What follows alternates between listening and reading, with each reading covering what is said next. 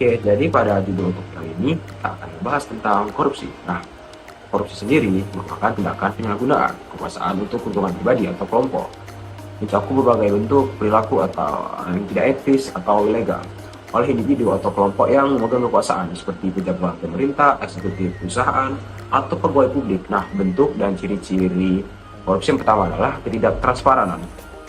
Kurangnya keterbukaan dalam proses pengambilan keputusan, pengelolaan anggaran, pemberian kontrak, informasi seringkali disembunyikan dari publik. Nah, berikutnya adalah penyalahgunaan kekuasaan.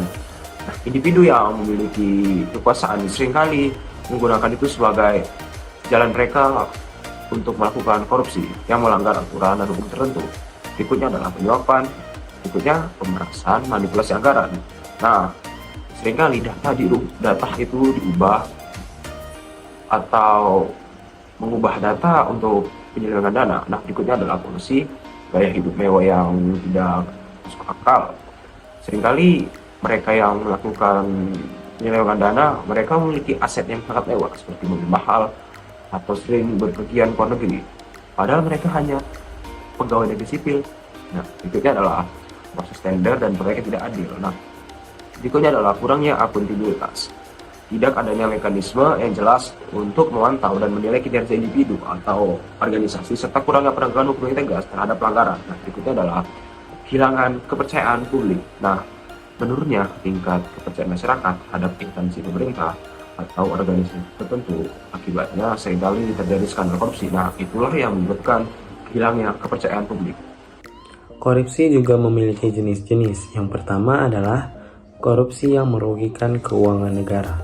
Pengertian murni merugikan keuangan negara adalah suatu perbuatan yang dilakukan oleh orang, pegawai negeri sipil, dan penyelenggara negara yang melawan hukum, menyalahgunakan kewenangan, kesempatan, atau sarana yang ada padanya karena jabatan atau kedudukan dengan melakukan tindak pidana korupsi.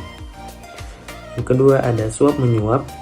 Suap menyuap ini adalah tindakan yang dilakukan pengguna jasa secara aktif, memberi atau menjanjikan sesuatu kepada pegawai negeri atau penyelenggara negara dengan maksud agar urusannya lebih cepat walau melanggar prosedur.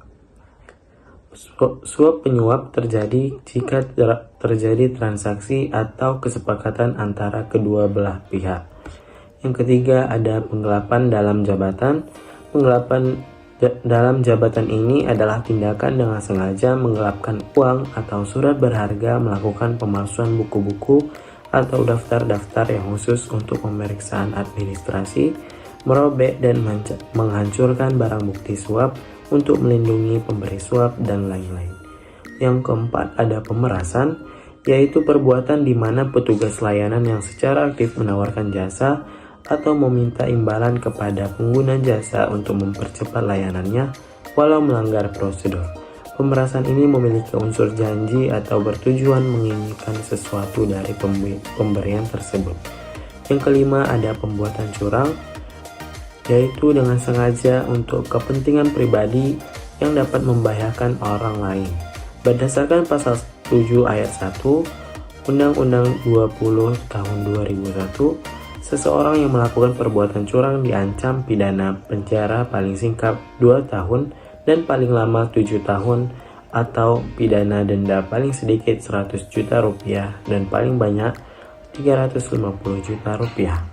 Yang keenam ada benturan kepentingan dalam pengadaan, yaitu berdasarkan pasal 12 huruf I Undang-Undang 20 tahun 2001 adalah ketika pegawai negeri atau penyelenggara negara secara langsung ataupun tidak langsung dengan sengaja turut serta dalam pemborongan, pengadaan atau persewaan padahal ia ditugaskan untuk mengurus atau mengawasinya.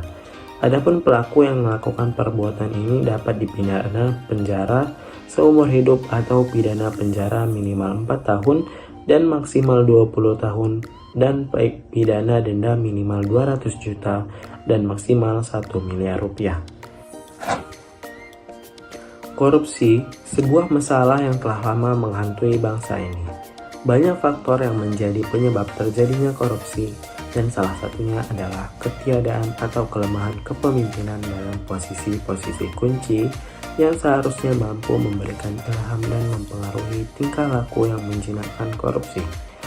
Selain itu, kelemahan pengajaran-pengajaran agama dan etika juga turut berperan dalam memperkuat akar korupsi di masyarakat.